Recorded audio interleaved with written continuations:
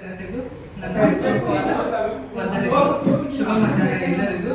ಎಲ್ಲರೂ ಇಲ್ಲಿ ಬೆಂಗಳೂರಿನ ಪ್ರಶ್ನೆ ಎಲ್ಲ ಜನತೆಗೂ ನನ್ನ ಕಡೆಯಿಂದ ಹಾರ್ದಿಕ ಶುಭಾಶಯಗಳು ಮತ್ತು ವಂದನೆಗಳು. ನೋಡಿ, ಈ ದಿನ ನಾವು ಭಗವದ್ಗೀತೆ ರಚಯಿತ ಯಾರಿದ್ದಾರೆ, ಭಗವದ್ಗೀತೆಯ ಗುರು ಯಾರಿದ್ದಾರೆ, ಭಗವದ್ಗೀತೆಯ ರಚಯಿತ ಯಾರು ಅಂದ್ರೆ ಬರ್ದಿರೋರು ಯಾವ ಉದ್ದೇಶಕ್ಕೆ ಭಗವದ್ಗೀತೆ, ಮತ್ತೆ ನಾವು ಏನ್ ಪೂಜಿಸ್ತೀವಿ ಭಗವಂತ ಅಂತ ಒಂದು ಯಾವ್ದೋ ಒಂದು ಶಕ್ತಿನ ನಾವು ನಂಬಿದೀವಿ ನಮ್ಮ ಜೀವನದಲ್ಲಿ. ಆ ಶಕ್ತಿ ನಿಜವಾಗಿ ನಮ್ಮ ಕಣ್ಣೆದುರುಗಡೆ ಪ್ರಾಕ್ಟಿಕಲ್ ಆಗಿ ನಾವು ನೋಡ್ಬೇಕು ಅನ್ನೋದಾದ್ರೆ, ಭಗವಂತನನ್ನ ನೋಡ್ಬೇಕು ಅನ್ನೋದಾದ್ರೆ ಯಾರನ್ನು ಮೀಟ್ ಮಾಡ್ಬೇಕು. ನಾವು ದೇವಸ್ಥಾನಕ್ಕೆ ಹೋಗ್ತೀವಿ, ಮೂರ್ತಿಗಳ ಮುಂದೆ ನಿಂತ್ಕೊಂಡು ಹೇಳ್ತೀವಿ, ಶಿವಲಿಂಗದ ಮುಂದೆ ನಿಂತು ಹೇಳ್ತೀವಿ ತ್ವಮೇವ ಮಾತಾಚ ಪಿತಾ ತ್ವಮೇವ, ತ್ವಮೇವ ಬಂದಶ್ಚ ಸಖಾ ತ್ವಮೇವ ಅಂತ ಹೇಳ್ತೀವಿ. ಆದ್ರೆ ಈ ಸಮಯ ಹೇಗಿದೆ ಅಂದ್ರೆ ಇದನ್ನ ಪುರುಷೋತ್ತಮ ಸಂಗಮ ಯುಗ ಅಂತ ಹೇಳ್ತಾರೆ. ಅಂದ್ರೆ ಈ ಸಮಯದಲ್ಲಿ ಭಗವಂತನ ಅವತರಣೆ ಆಗುವ ಸಮಯ ಆಗಿದೆ. ಇದು ಸುಸಮಯ. ಪುರುಷರಲ್ಲಿ ಉತ್ತಮವಾಗಿರುವಂತಹ ಪುರುಷರು ಯಾರಿದ್ದಾರೆ ಅಂತವ್ರನ್ನ ಪ್ರತ್ಯಕ್ಷ ಮಾಡುವಂತ ಸಮಯ ಆಗಿದೆ. ಈ ಸಂದೇಶನ ಕೊಡಕ್ಕೆ ಇವರು ಇಡೀ ಭಾರತ ತುಂಬಾ ಆಂದೋಲನ ಮಾಡ್ತಿದ್ದಾರೆ. ಇವರ ಹೆಸರಾಗಿದೆ ಸಂಜಯ್ ಪರಾಶರ್ ಅಂತ. He is a educational, motivational and spiritual speaker. ಇವ್ರು ಏನ್ ಮಾಡ್ತಾರೆ, ಇಡೀ ಭಾರತ ದೇಶ ತುಂಬಾ ಇವ್ರದ್ದು ಮೊನ್ನೆ ತಾನೇ ಗೀತಾ ಜಯಂತಿ ಆಯ್ತು ಡಿಸೆಂಬರ್ ಅಲ್ಲಿ.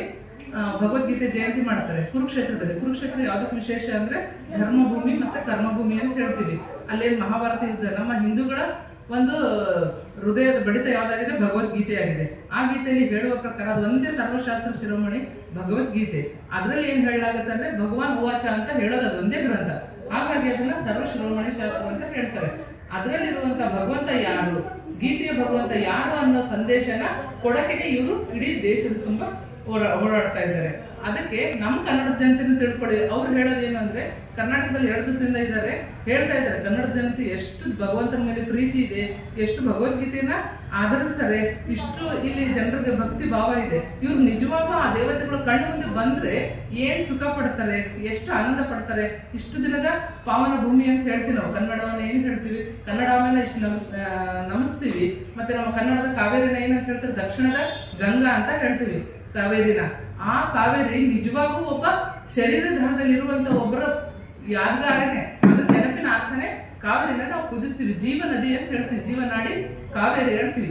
ಆ ಕಾವೇರಿ ನಿಜವಾಗಿ ಪ್ರತ್ಯಕ್ಷವಾಗಿ ನಿಮ್ಮ ಕಣ್ಣು ಮುಂದೆ ಬಂದ್ರೆ ನೀವು ಹೇಗ್ ಪೂಜಿಸ್ತೀರಾ. ನಾವು ಅಲ್ಲಲ್ಲಿ ಕನ್ನಡಾಂಬೆನ ನವೆಂಬರ್ ಅಲ್ಲಿ ಏನ್ ಮಾಡ್ತೀವಿ, ನಮ್ಮ ಕರ್ನಾಟಕ ರಾಜ್ಯೋತ್ಸವನ ಮಾಡ್ತೀವಿ. ಆ ಕನ್ನಡಾಂಬೆ ಯಾರು, ಅವರು ನಿಜವಾಗಿ ಒಬ್ರು ಇದ್ದಾರೆ.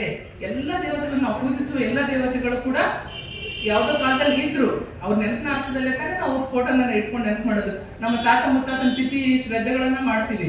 ಇದ್ರು ಅವರು ಅಂತ ಫೋಟೋ ಇಟ್ಟಿದೀವಿ. ಮೂರ್ತಿಗಳು ಯಾರು ಇಟ್ಟಿದ್ದಾರೆ ಇವಾಗ? ಈ ಮೂರ್ತಿಗಳು ಏನ್ ಮಾತಾಡ್ತಾ ಇದ್ದಾವೆ ಅಂದ್ರೆ, ಇದೇ ಮೂರ್ತಿಗಳು ಒಂದು ಕಾಲದಲ್ಲಿ ಇದ್ವು. ಆ ರಾಮ ಇದ್ದ ಅವಾಗ, ಆ ಕೃಷ್ಣ ಇದ್ದ, ಆ ಶಿವ ಇದ್ದ, ಶಂಕರ ಇದ್ದ.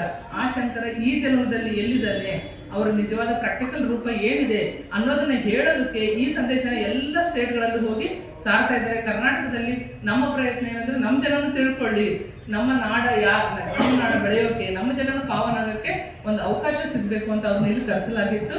ಅವ್ರು ಅದನ್ನೇ ಸಂದೇಶ ಕೊಡಕ್ಕೆ ಇಲ್ಲಿ ಬಂದಿದ್ದಾರೆ. ಅವರು ಅದನ್ನ ಹೇಗೆ ತಿಳಿಸ್ತಾರೆ? जय भारत, भारत माता की जय।